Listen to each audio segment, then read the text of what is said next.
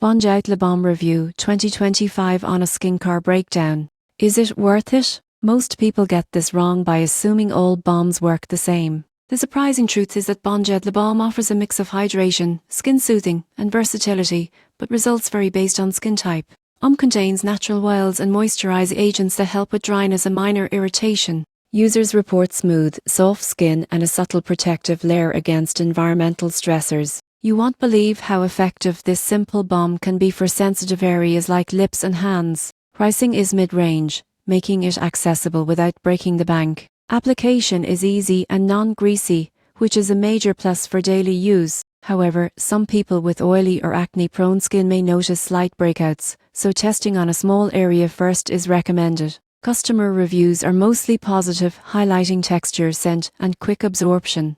Negative feedback often relates to expectations for overnight dramatic results, which is unrealistic for a moisturizer. In conclusion, Bonjout Le Balm is worth trying for dry or sensitive skin areas. Focus on proper use, testing compatibility with your skin, and realistic expectations for hydration benefits.